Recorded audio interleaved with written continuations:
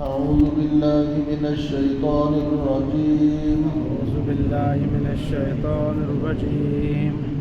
بسم الله الرحمن الرحيم. بسم الله الرحمن الرحيم.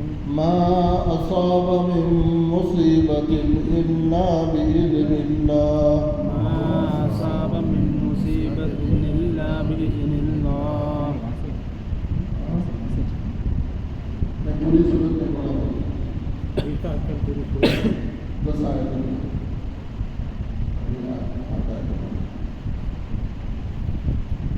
بسم الله الرحمن الرحيم. ما أصاب من مصيبة إلا بإذن الله. ما أصاب من مصيبة إلا بإذن الله. ومن يؤمن بالله ومن يؤمن بالله يهد قلبه يهد قلبه. والله بكل شيء عليم. والله بكل شيء عليم. وأطيعوا الله وأطيعوا الرسول وأطيعوا الله وأطيعوا الرسول. فإن توليتم فإنما على رسولنا البلاغ المبين. وإن توليتم فإنما على رسولنا البلاغ المبين. الله لا إله إلا هو. الله لا إله إلا هو. وعلى الله فليتوكل المؤمنون. وعلى الله فليتوكل المؤمنون. يا أيها الذين آمنوا يا أيها الذين آمنوا إن من أزواجكم وأولادكم إن من أزواجكم وأولادكم عدوا لكم عدوا لكم فاحذروهم.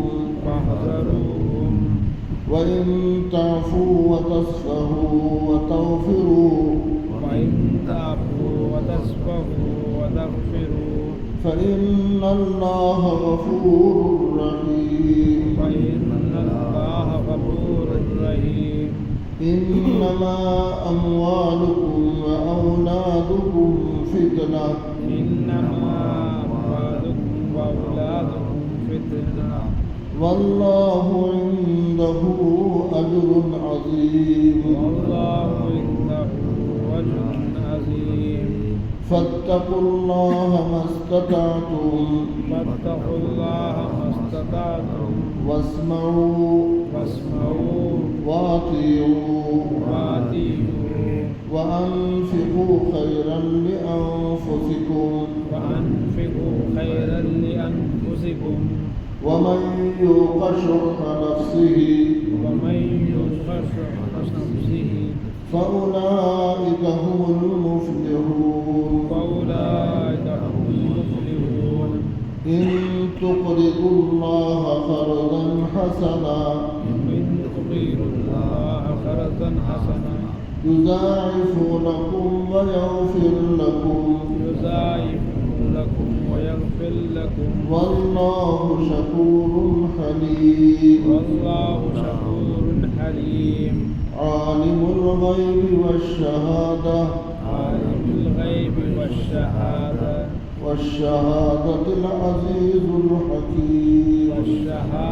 العزيز الحكيم. صدق الله العظيم.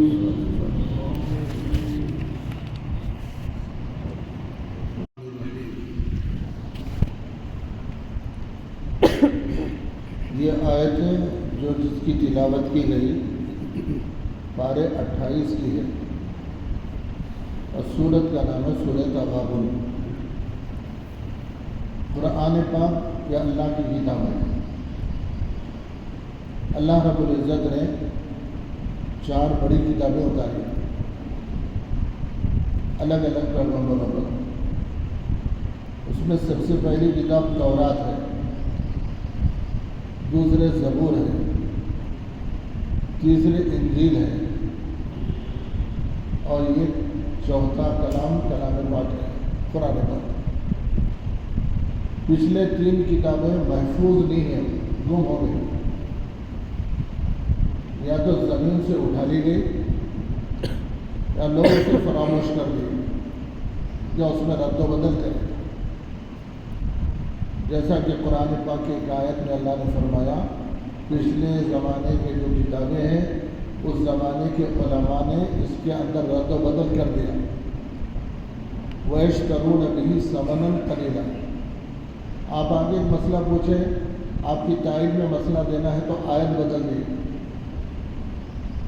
اس کے بدلے میں کچھ پیسے لے لیے، تو میں نے کیا قرآن کہہ رہا وَيَشْتَرُونَ بِهِ ثَمَنًا قَلِيلًا، تھوڑی قیمت کے اوپر جو ہے آیتیں بدل دیتے۔ یہ 3 کتابیں پچھلے رد و بدل ہو گئی۔ چوتھی کتاب جو قرآن پاک ہے، یہ جو ہمارے اور آپ کے درمیان میں ہے، یہ ہمارے نبی جناب رسول اللہ صلی اللہ علیہ وسلم پر اللہ نے اتاری۔ اب قیامت تک کے لیے یہ 2 ہمارے ضامن ہیں۔ حضور پاک صلی اللہ علیہ وسلم نے فرمایا جب تک تم 2 چیزوں کو مضبوط پکڑیں گے تم گمراہ نہیں ہوگے۔ جب تک تم 2 چیزوں کو مضبوط پکڑیں گے گمراہ نہیں ہوں گے۔ صحابہ نے پوچھا یا رسول اللہ 2 چیزیں کیا ہیں؟ بولے ایک تو میری سنت ہے، میرا طریقہ، ایک تو میری سنت اور میرا طریقہ، اور دوسرا فرما کلام الہی، قرآن پاک۔ یہ دونوں چیزیں پڑھنا ضروری ہے، اور ان دونوں چیزوں سے ہر ایمان والے کو تعلق بھی رکھنا ضروری ہے۔ اگر ایک چیز پر عمل ہوا دوسرا نہیں ہوا تو گمراہ ہو جائے گا، کبھی امکان ہے گمراہ ہونے کا۔ ہم اور آپ کیا صحابہ گمراہ ہو۔ ایک مرتبہ حضور صلی اللہ علیہ وسلم پر آیت نازل ہوئی کہ روزے کو پورا کرو اور صحیح اس وقت تک کرو جب تک کالا دھاگا اور سفید دھاگا الگ الگ نہ ہو جائے۔ یہ آیت ہے قرآن میں دوسرے بارے میں۔ وہ صحابی اتنے بھولے والے تھے، لے جا کے جو ہے 2 تاگے لیے، ایک کالا تاگا اور سفید تاگا، ان دونوں کو ملا کے تکیے کے نیچے رکھ لیے۔ ہر تھوڑی دیر کو اٹھتے دیکھتے تو تاگا الگ نہیں ہوا، یہاں تک کہ سورج طلوع ہو گیا۔ صحیح کا ڈر سے بدلا، سورج طلوع ہونے کے بعد بھی دیکھا تو تاگا الگ نہیں ہوا، تو حضور کی خدمت میں آئے اور عرض کیا اللہ کے رسول آپ جیسے فرمایا قرآن پاک میں ہے حتیٰ یتبین لکم الخیط الابیض من الخیط الاسود من الفجر، جب یہ الگ الگ ہو جائے تو تم فجر کا وقت شروع ہو گیا، اب تمہارا کھانا پینا بند کر دو، لیکن سورج طلوع ہوا اب تک بھی جو ہے کھانے الگ الگ ہوئے نہیں۔ تو صحابہ کرام اس ظاہری معنی کو دیکھ کر یہ سمجھے کہ 2 تاگے ملانا۔ اللہ کے نبی نے فرمایا کہ بھلے بھولے صحابی ہیں، فرمایا کہ اس کا مطلب یہ نہیں ہے رات کے تاگے سے مراد رات ہے اور دن کے تاگے سے مراد دن ہے۔ جب یہ دونوں الگ ہو جائیں تو سحری کا وقت ختم ہو گیا، اور سحری کا وقت ختم کب ہوتا ہے؟ جب کہ رات ختم ہو گئے اور سحری کا جو ہے فجر کا وقت طلوع ہوتا ہے۔ تو صحابہ بھی ایک چیز کو پکڑے تو بعض دفعہ گمراہی میں چلے گئے۔ تو اس لیے قیامت تک ہم تو حضور سے بہت دور ہیں، 1500 سال پیچھے ہیں، تو ہم کو قرآن کو بھی سینے سے لگانا ہے اور حدیث پاک کو بھی سینے سے لگانا ہے۔ اس لیے ہم کو قرآن بھی سمجھنا، ایک ہے پڑھنا، ہم تو ایسے کمزور ہو گئے پڑھتے بھی نہیں ہیں۔ رمضان میں قرآن کھلا تو پھر رمضان میں کھلتا ہے، حالانکہ ہر مسلمان کو چاہیے ہماری صبح کیسے ہونا؟ قرآن سے ہونا۔ حضرت عثمان غنی رضی اللہ تعالیٰ عنہ ایک رات میں پورا قرآن پڑھ لیتے تھے۔ حضرت امام حنیفہ رحمۃ اللہ علیہ رمضان کے دنوں میں رات میں ایک قرآن پڑھتے تھے، دن میں ایک قرآن پڑھتے تھے۔ ہم ان کے نقش قدم پہ چل رہے ہیں۔ امام صاحب جیسا بتائے ابو حنیفہ رحمۃ اللہ علیہ ان کے جیسی نماز پڑھے، تکبیر، تحریمہ، قیام، رکوع، سجدہ، لیکن ان کے جیسا عمل نہیں ہوتا ہے۔ کیا بھائی؟ اس کا قرآن سے لو لگاؤ کہ ہماری کوشش یہ ہے ہر ہفتہ کم از کم ہر مسلمان اللہ کی کتاب کو پڑھے سمجھے. ہم پڑھنے کے لیے بھی ٹائم نہیں ہمارے کو, سمجھنے کے لیے بھی ٹائم نہیں. دنیا کے کام تو ہمارے لیے بہت ضروری نظر آتے ہیں, لیکن جو کتاب اللہ ہماری ہدایت کے لیے بھیجے وہ ہمارے لیے جو ہے ٹائم ہی نہیں اس کے پاس پڑھنا, جس کو حضور نے گارنٹی کے ساتھ فرمایا جب تک تم دو چیزیں مضبوط پکڑیں گے تو تم گمراہ نہیں ہو سکتے, ایک قرآن پاک اور دوسرے احادیث رسول. حضور کے ارشادات کو جاننا, پورا دین یہی دو چیزوں میں ہے, اس سے ہٹ کے کچھ بھی نہیں ہے. میں بولوں گا, کوئی اور عالم بولے, کوئی مفتی بولے, کوئی شیخ بولے, تو بھی قرآن و حدیث کے اندر ہے, اس سے ہٹا ہوگا. جو اس سے ہٹ کے بولے گا وہ گمراہ ہوگا, خود بھی گمراہ دوسرے بھی گمراہ ہوگا. تو بہرحال قرآن پاک کو تفصیل سے پڑھو, سمجھو, تفصیل کیجیے اپنے اپنے جو ہے اس میں.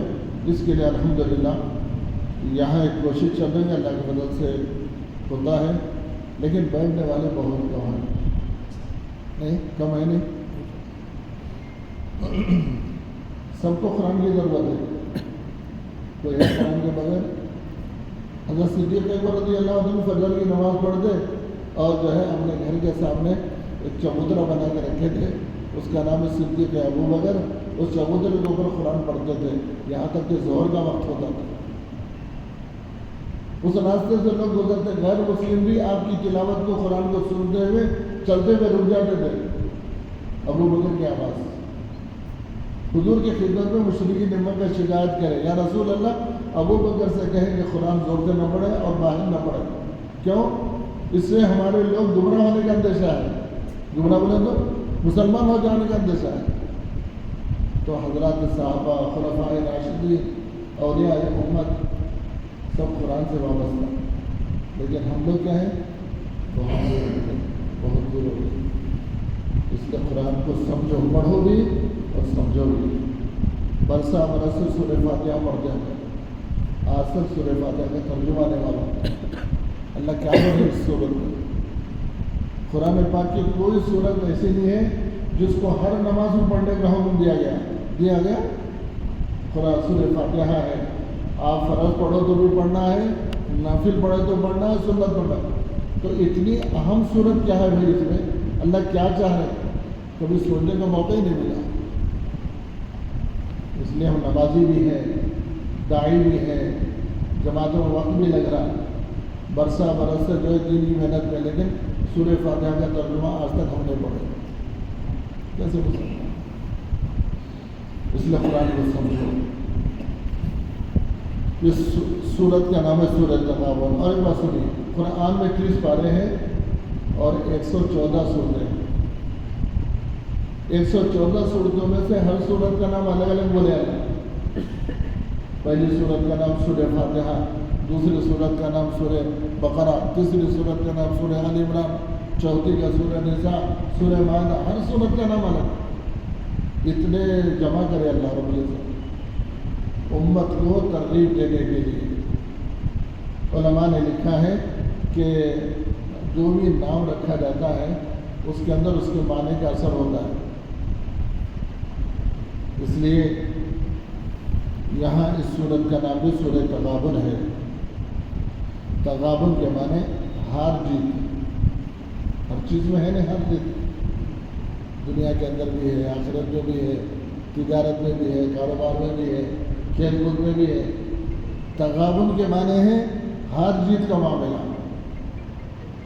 گزشتہ اتوار میں اللہ نے وہ آیتیں سنائی تھی جس سے تمہاری جیت ہو سکتی ہے. ایمان ہے, اعمال ہے, اللہ کے ذات عالی کا یقین ہے. اور جو ان آیتوں پر عمل نہ کرے, اللہ کہتے ہیں کہ تمہاری ہار ہے, تمہاری ہار ہے. بظاہر دیکھنے میں تم سیٹ بن جاؤ, دیکھنے میں دنیا کے آفیسر بن جاؤ, دنیا کے کتنا ہی اونچا اونچا مرتبہ کیوں نہ ہو, اللہ کہتے ہیں تم ہار ہو گئی تمہاری. اس لیے جو ہے آدمی کو چاہیے ایسے اعمال کی فکر کرے جو اس کے لیے دنیا اور آخرت میں کامیابی ہونا ہے. آپ بولیں گے یہاں کامیابی کیا ہے, سب جو ہے جتنا بڑا جھوٹا اتنا بڑا آدمی بنا. نہیں, جو بیچارہ سچ بولنے والا نیچے کو جا رہا. کاروبار میں بیٹھو, 2 نمبر کا مال کھوٹے پہ کوٹیاں، بلڈنگوں پہ بلڈنگیں بن رہا، جو سچ بولنے والا. اس لیے اللہ کہتے ہیں اس آیت میں فرمایا ذالک یوم التغابن. کب ہوگا یہ؟ یوم یجمعکم لیوم الجمع. اللہ تم سب کو ایک دن جمع کرے گا. وہ کون سا دن ہے؟ میدان حشر کا دن. سب جمع ہوں گے، سب کے سامنے اللہ اعلان کرے گا کون ہارا کون جیتا. وہ کامیابی اصل ہے. یہ دنیا کی کامیابی کوئی کامیابی نہیں ہے. آدمی کو دھوکا ہوتا ہے، ارے بھائی میں دین پہ چلا تو اتنا نقصان ہو رہا، میں دین پہ چلا تو کوئی فائدہ نہیں. نہیں، یہ دکھائی دینے والا فائدہ نہیں، یا نہیں دکھائی دیتا. اللہ کہہ رہے یوم یجمع الجمع لیوم الجمع. تم سب کو اللہ جمع کرے گا اس دن جس کا نام ہی جمعے کا دن ہے. یہاں بھی جمعہ ہے، وہاں بھی جمعہ ہے. دنیا کا جمعہ تو عبادت کے اعتبار سے جمع ہوتے ہیں. وہاں کا جو جمعہ ہوگا وہ کامیابی اور ناکامی کے لیے اللہ جمع کرے گا. یوم التغابن، ذالک یوم التغابن، وہ ہے ہر جیت کا دن. وہاں اللہ اعلان کریں گے جس کی نیکیاں اچھی ہیں اللہ اس کو جنت کا، اور جس کی نیکیاں کم ہے اللہ نیکیاں بالکل نہیں ہے تو وہ تو دوزخ کا فیصلہ کریں گے. اس لیے بھائی سبھی جو قرآن سے وابستہ ہونا سیکھو. اگر کوئی عالم دین اور مستند عالم ہو، اگر وہ ملے تو ان کے پاس روزانہ ایک رکوع ہی ترجمے سے پڑھ لو. انفرادی طور پر اجتماعی پڑھے تو بہت اچھا ہے، انفرادی پڑھو. قرآن سے واقف ہونا. اللہ پوچھیں گے کہ میں کلام الہی اتارا تو کب میرے کلام کو سنے. اللہ کے نبی نے فرمایا قرآن کیا ہے؟ اللہ سے باتیں کرنا ہے. کتنی چیزیں اللہ بتائیں.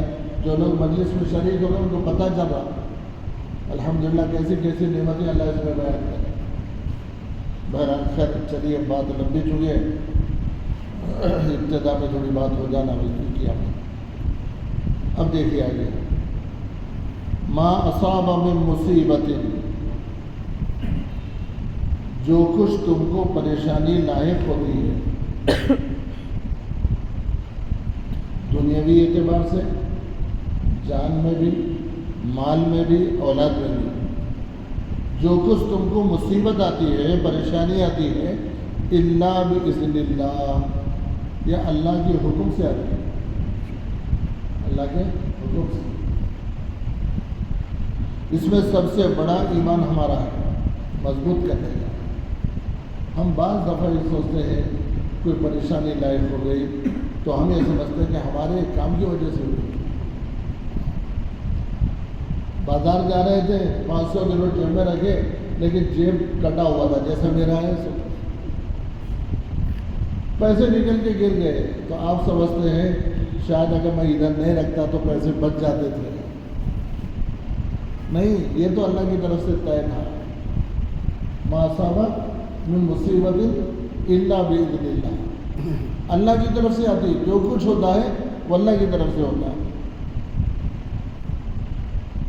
اس کا یقین ہونا، جس کو اس کا یقین ہوگا وہ آدمی بڑا سکون میں رہے گا. نو ٹینشن کسی قسم کا نہیں. کیوں؟ میرا کیا ہے؟ جو اللہ لکھے وہی ہوا. اس لیے بہت بڑی چیز اللہ نے اس آیت میں فرمائی. اے ایمان والو اللہ کی طرف منسوخ کر دو. اللہ کی طرف سے ہوا ہے، اللہ کی طرف ہوا. اللہ باذن اللہ، اللہ کی اجازت کے بغیر نہیں ہو سکتا.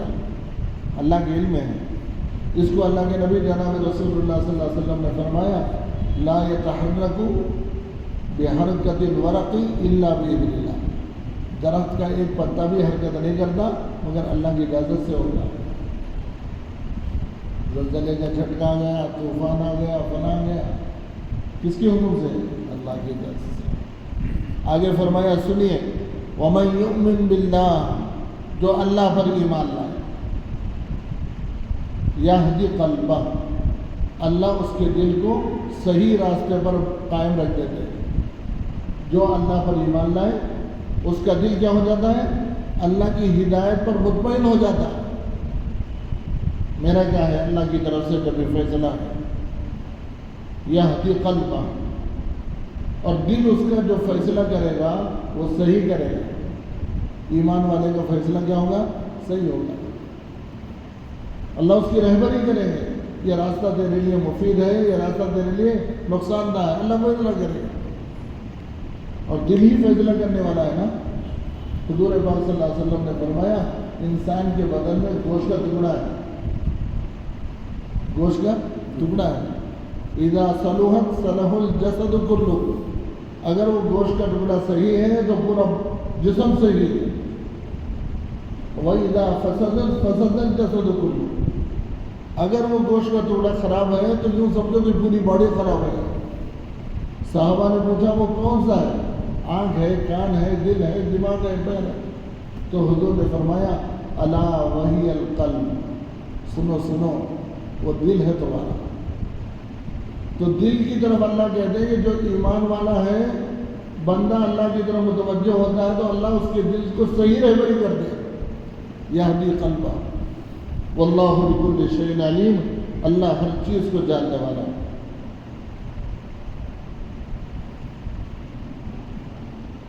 وَأَطِيعُوا اللَّهَ وَأَطِيعُوا الرَّسُولَ، کیسی پیاری آیتیں آئی. اللہ کہہ رہے کہ میرے بندو تم اللہ کی اطاعت کرو، اللہ کے رسول کی اطاعت کرو. اسی میں کامیابی، اللہ کی اطاعت میں اور اللہ کے رسول کی اطاعت کرو. کتنے پیارے انداز سے اللہ اپنے بندوں کو سمجھا رہے. حکم بھی دے سکتے تھے نا، لیکن نہیں سمجھا رہے اللہ کی اطاعت کرو، اللہ کے رسول کی اطاعت کرو. اور آگے ایک ڈرانے والا جملہ فرمایا فَإِن تَوَلَّيْتُمْ، اگر تم نے ہماری بات نہیں مانی، سمجھانے کے باوجود اور بتانے کے باوجود، نبی کی ہدایت کے باوجود، فَإِن تَوَلَّيْتُمْ، اور تم نے پیٹ پھیر لیا. پوری تاریخ میں لکھا ہے کہ 1,24,000 پیغمبر آئے تو اکثر لوگوں کے ساتھ یہی ہوا. اللہ کی طرف بلاتے یا ایھا الناس قولوا لا الہ الا اللہ، بھاگتے رہتے. تو اللہ کہتے ہیں فَإِن تَوَلَّيْتُمْ، اور تم پیٹ پھیر کر بھاگ گئے، فَإِنَّمَا عَلَى رَسُولِنَا، ہمارے رسول کے ذمے کیا ہے؟ البلاغ، پہنچانا ہے، بتا دینا ہے بھئی یہ راستہ صحیح ہے، یہ غلط ہے. نبی کا کوئی نقصان نہیں ہے. نوح علیہ السلام 950 سال تک دین کی محنت کرے، 80 آدمی مسلمان ہوئے. نوح علیہ السلام تو کوئی نقصان ہوا؟ ان کا کوئی نقصان نہیں، قوم کا نقصان ہوا. تو اللہ رب العزت نے اس آیت میں فرمایا اگر تم پیٹ پھیر کر گئے، بتانے والوں کی بات نہیں مانے، سمجھانے والوں کی بات نہیں مانے، تو ہمارے رسول کے ذمے تو ہے البلاغ، پہنچانا ہے. المبین، کھلا کھلا بتا دینا، واضح طور پر بتا دینا ہے یہ صحیح ہے یہ غلط ہے. یہ اس سے بڑھ کے زبردستی کسی کو مسلط نہیں کر سکتے. اللہ لا الہ الا ہو، اللہ اللہ ہے. بولے اللہ کون ہے؟ لا الہ الا ہو، اس کے سوا کوئی ہے ہی نہیں، سب کچھ وہ ہے. اس لیے اللہ کا ضرور بھی لگانا، سونے سے پہلے بستر پہ اللہ اللہ اللہ اللہ اللہ، بیچ میں محمد رسول اللہ، پھر اللہ اللہ اللہ، 100 مرتبہ پڑھ کے سو. دیکھو پھر اللہ دل کو کیسے نورانی بناتا ہے. یہاں بھی اللہ کہتے ہیں اللہ لا الہ الا ہو. اللہ کون ہے؟ لا الہ الا ہو، وہی اللہ ہے جس کا کوئی خدا نہیں، وہی اللہ. دیکھو لفظ اللہ یہ اللہ کا ذاتی نام ہے، اللہ کا ذاتی نام. صفاتی نام 99 نام ہے. آپ لوگ قرآن کے شروع میں آخر میں دیکھیں گے تو شروع میں جو نام ہے وہ سب اللہ کے صفاتی نام ہیں. الملک، القدوس، السلام، المؤمن، المہیمن، العزیز، الجبار، یہ سب کیا؟ اللہ کے صفاتی نام. لیکن اللہ کا ذاتی نام وہ کسی کو نہیں بول سکتے، وہ ہے لفظ اللہ، لفظ اللہ. یہاں بھی اللہ کہہ رہے اللہ کون ہے؟ اللہ لا الہ الا ہو، وہی خدا ہے جس کے علاوہ کوئی معبود نہیں. وعلی اللہ فلیتوکل المؤمنون، اور اللہ پر مکمل بھروسہ کرنا چاہیے اہل ایمان کو. ایمان والوں کو اللہ کہتے ہیں ان پہ بھروسہ مت کرو، فلاں بندہ میرا کام بنا دے گا، فلاں ڈاکٹر میرے علاج کرا دے گا، اور فلاں منسٹر میرا مسئلہ حل کر دے گا۔ نہیں، اللہ پر مکمل ایمان والوں کو بھروسہ کرنا۔ وعلی اللہ فلیتوکل المؤمنون، اللہ پر مکمل بھروسہ کرو اور ایمان لاؤ۔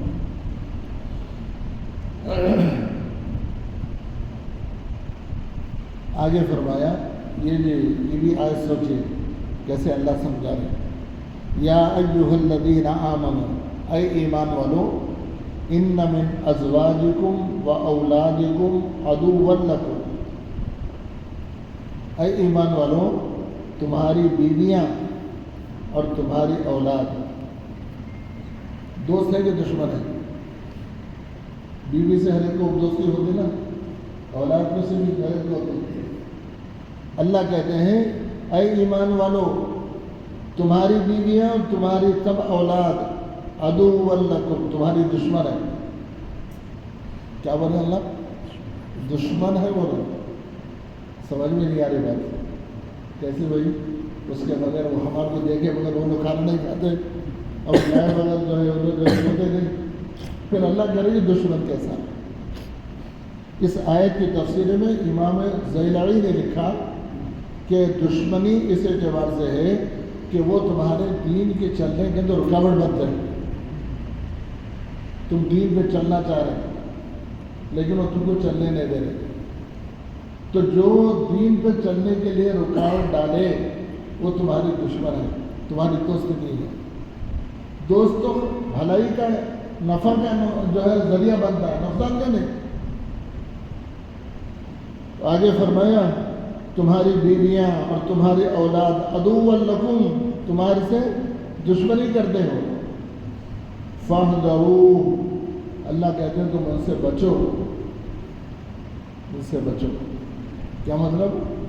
ڈرا رہے، ڈرا رہے، ہر بات نہیں ماننا، غور کرنا کون سا تمہارے لیے دین کے فائدہ ہے اور دین کا نقصان ہے، تم دیکھ لو۔ ایک جنرل بات اللہ بتاتا ہے، ہر کام کے اندر دیکھو تمہاری بیویاں اور تمہاری اولاد بھی۔ بعض دفعہ باپ نیک ہوتا ہے، حلال طریقے سے کماتا ہے، لیکن اولاد کو سال بھر میں ایک مرتبہ بھی نیا جوڑا سلانے سے کرا۔ کیوں؟ حلال کمائی تھوڑی ہے، گھر کے 5 بچے ہیں، سال میں ایک مرتبہ بھی نیا جوڑا نہیں پہنا سکتا، اور محلے میں اسی پوسٹ پہ رہنے والا دوسرا بندہ ہے جس کے بدن کے اوپر بھی اور ان کی اولاد کے اوپر بھی 4-4 5-5 نئے جوڑے پہنے، تو اولاد آگے کیا بولتے ہیں؟ آپ بھی گورنمنٹ جاب اور آپ بھی اچھی دکان، ان کے بچے کیسے کپڑے پہن کے رہتے ہیں، اور آپ جو ہے ہمارے ساتھ یہ پھٹے پرانے کپڑے سال میں ایک مرتبہ بھی نہیں۔ ان کے جیسا آپ بھی کماؤ، اور ظاہر بات ہے جو حلال کمانے والا حلال پر زندگی گزارے گا، جو حرام طریقے سے کمائے گا وہ 4 جوڑے نہیں 6 جوڑے بنائے گا۔ اب 6 جوڑے بنا کر جو اپنی اولاد کو پہناتا ہے وہ جو ہے دوزخ میں جائے گا کہ نہیں جائے گا؟ اب یہ اولاد اس کو مجبور کر رہی، تم بھی ویسے ہی کما کے لاؤ، تو بتاؤ یہ اولاد تمہاری دوست ہے کہ دشمن ہے؟ اس لیے اللہ کہہ رہا ہے دیکھو بہت سوچ کے ہر باتوں میں بتاؤ اولاد کی۔ محبت ہے، محبت اپنی جگہ ہے، حق اپنی جگہ ہے، لیکن حرام کے اندر جو ہے ملوث نہیں ہونا۔ ان من ازواجکم و اولادکم عدوا لکم فاحذروہم، اللہ سمجھا رہے تم ڈرو بھی ان سے بچو، اس کی ہر بات کو ہاں مت بولو، اس کی ہر بات کو نہیں، فاحذروہم۔ پھر آگے فرمایا وَإِن تَعْفُوا وَتَصْفَحُوا وَتَغْفِرُوا، اگر وہ اپنی غلطی کے اوپر بیوی بول دے کہ اب تک میرے کو نہیں معلوم تھا، نماز کو آپ اٹھاتے تھے، فجر میں مجھے بہت تکلیف ہوتی تھی، اب نماز نہیں پڑھنے کا عذاب مجھے معلوم ہوا، میں غلطی کری، اب معاف کر دو۔ تو اللہ کہے وَإِن تَعْفُوا، اگر تمہاری یہ بیویاں اور تمہاری اولاد تم سے معافی کی درخواست کر لیں تو تم معاف کر دو، معاف کر دو۔ ان کو نہیں معلوم تھا ایسا ہوا۔ وَتَصْفَحُوا، اور درگزر کر دو، دل میں مت رکھو۔ ہاں یہ جو میرے کو مجبور کر کے جو ہے حرام کمائی سے، حرام جھوٹ بول کے کاروبار کے اندر جو خواہشات کر رہی تھی، اب دل میں مت رکھو۔ وَإِن تَعْفُوا، معاف کرو۔ وَتَصْفَحُوا، درگزر کر دو۔ وَتَغْفِرُوا، اور اللہ کہتے ہیں تم ان کے لیے اللہ سے معافی بھی مانگو۔ اے اللہ میری بیوی کو نہیں معلوم تھا، میرے بچوں کو نہیں معلوم تھا، وہ اپنی خواہش کی وجہ سے، اپنی ضرورت کی وجہ سے اللہ جو مجھ سے اصرار کرنے لگے، جس کی وجہ سے میں گناہوں میں پڑ گیا، اللہ تو معاف کر دے۔ ہوتا ہے اولاد کی محبت میں، بیوی کی محبت میں بندہ بعض دفعہ اللہ کی نافرمانی کر جاتا ہے، اس لیے وہ تمہارے دوست نہیں، وہ تمہارے دشمن ہیں۔ پھر ان کو معاف بھی کر دو، درگزر کر دو، دشمنی پکڑ کے ہمیشہ کے لیے دشمن مت سمجھو، معاف کر دو۔ فَإِنَّ اللَّهَ غَفُورٌ رَحِيمٌ، بے شک اللہ معاف کرنے والا، گناہوں کو درگزر کرنے والا اور بہت رحم کرنے والا۔ اللہ خود کہہ رہا معاف کر دو، کر دو۔ پھر آگے اور تھوڑی وضاحت فرما رہے ہیں، انما اموالکم و اولادکم فتنہ، سنو سنو، بے شک تمہارا مال، آدمی کماتا نا مال، کسی کو تھوڑا کسی کو زیادہ اللہ دیتے ہیں، و اولادکم، اور تمہاری اولادیں، کسی کو تھوڑے بچے کسی کو زیادہ، اللہ کہتے ہیں تمہارا یہ مال اور تمہاری یہ اولادیں فتنہ، تمہارے لیے آزمائش ہے، امتحان۔ بچے اور مال یہ دو بھی امتحان کی چیزیں ہیں۔ مال کے اندر بھی کتنے امتحانات آتے ہیں سب کو معلوم ہے، اور اولاد بھی بڑی فتنے کی چیز ہے۔ کوئی صاحب بتا رہے تھے بیٹیاں ہوتی تو گھر میں رہتی تھی، شادی کر دیتا، یہ بچے ایسے ہیں کہ رات بھر جو چبوتر میں بیٹھ کر رہنے، پولیس کا آ رہی پکڑنے کے جا رہی، تو بعض دفعہ جو اولاد سے بھی ماں باپ کیا ہوتے ہیں بیدار ہو جا رہے، تو اللہ کہہ رہے ہیں کہ یہ تو دنیاوی پکڑ ہے، دینی پکڑ کیا، بے نمازی ہے، جھوٹ بولنے والا ہے، نشہ کرنے والا ہے، مختلف جو ہے عیاشی میں پڑا ہوا ہے، یہ الگ فتنہ ہے ماں باپ کے لیے۔ خالی اولاد مل جانا کوئی نعمت نہیں ہے، اولاد کا صحیح تربیت کرنا اور ان کو دیندار بنانا یہ بہت ضروری ہے۔ اسی لیے حضور صلی اللہ علیہ وسلم نے فرمایا ماں باپ کے ذمہ چند حق ہے۔ پہلا حق یہ ہے کہ اس کا اچھا، اور جب وہ پیدا ہو تو اذان دینا، اچھا نام رکھنا، اور جو اس کی تربیت کرنا اور اس کو دیندار بنانا، یہ سب ذمہ داری ماں باپ کی ہے، خالی پیدا کر کے چھوڑ دینا نہیں ہے بلکہ دیندار بنانا ہے۔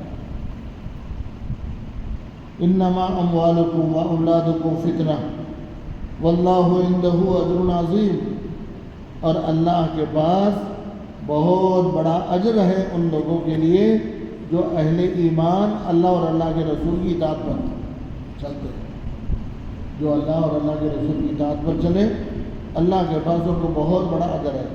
دنیا کے اندر تھوڑی آزمائش ہے، تکلیف ہے، لیکن آخرت میں اللہ بہت اجر دیں گے۔ واللہ عندہ اجر عظیم۔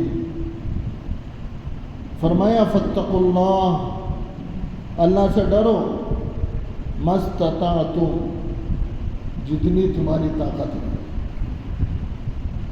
حد سے زیادہ بڑھ جاؤ، جتنی تمہاری طاقت ہے۔ حضور پاک صلی اللہ علیہ وسلم ایک صحابی کے گھر گئے، میں گزشتہ بھی سنایا تھا کسی موقع پر، تو ان گھر میں ایک رسی لٹک رہی تھی، تو حضور صلی اللہ علیہ وسلم پوچھے یہ کیوں لٹکائے؟ بولے یا رسول اللہ مجھے آخرت کا ڈر ہے، اللہ کے سامنے حاضر ہونے کا خوف ہے، اس لیے میں رات میں خوب عبادت کرتا ہوں۔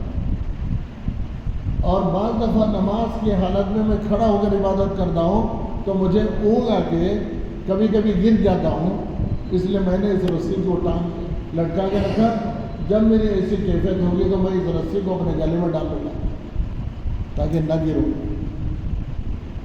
میں خوب عبادت کروں۔ اللہ کے نبی جناب رسول اللہ صلی اللہ علیہ وسلم نے فرمایا ایسا مت کرو، ان کو سمجھایا ایسا مت کرو، جب تم کو نیند آ جائے سو جاؤ،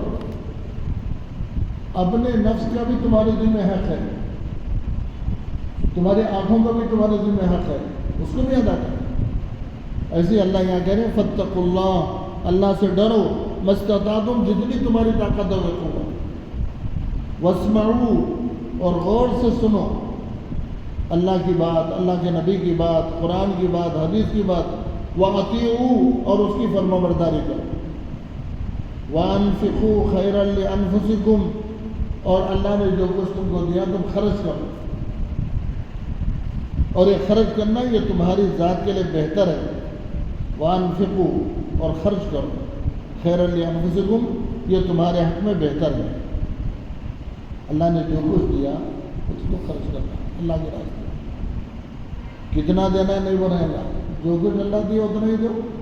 ایک آدمی کو 10 روپے دیے، 10 میں سے 1 روپیہ اللہ کے راستے میں دیا، 10واں حصہ دیا، اور ایک آدمی جو ہے 100 روپے دیے، 100 روپے میں سے 10 روپے دیا، اللہ کے پاس دونوں کو برابر ثواب ملے گا، ملتا نہیں ملتا؟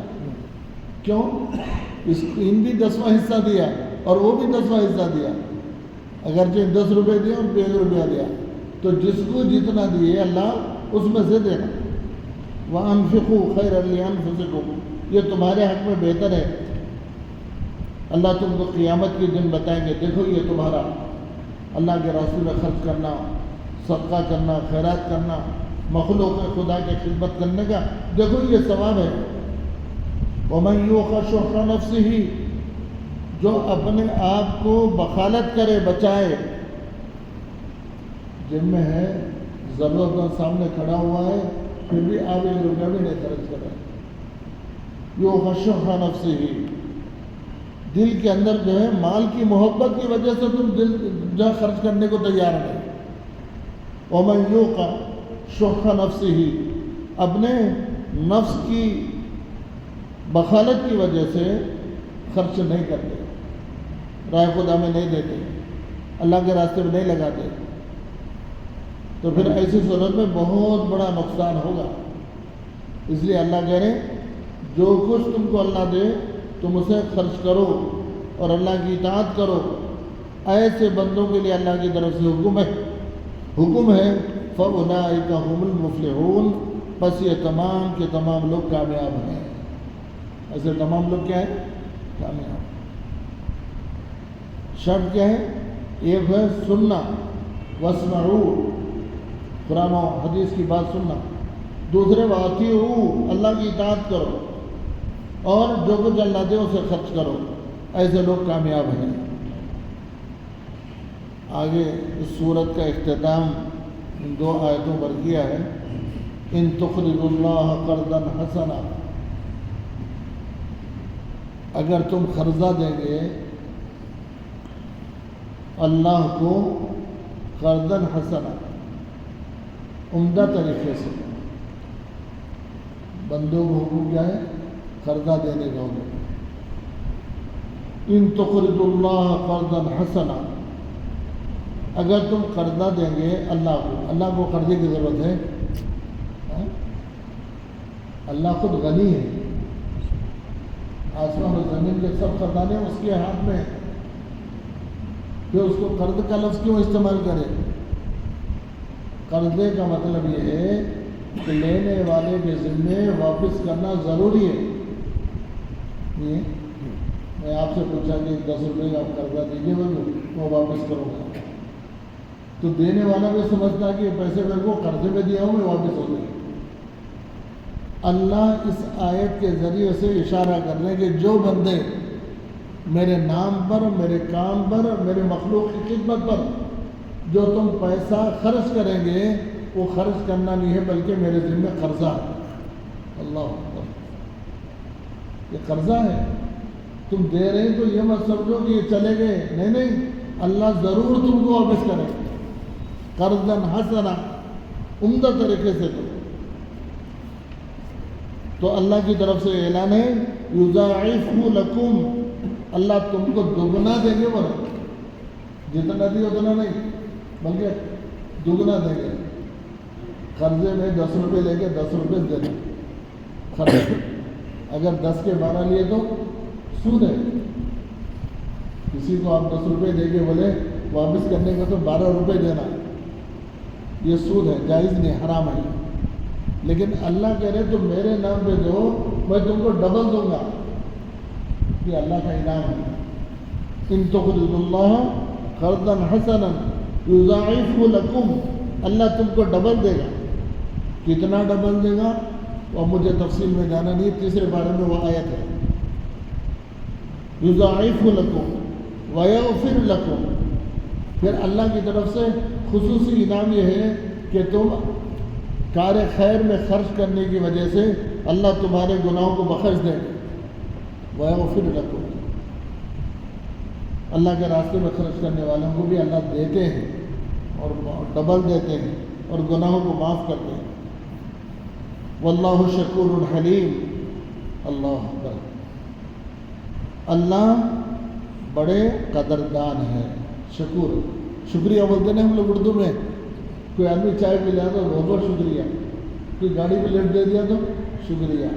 تو جیسے ہم اردو میں شکریہ بولتے ہیں، اللہ جو اس کو شکور بولے، شکور کے معنی مبالغے کے، خالی شکریہ نہیں، بہت بہت بہت شکریہ۔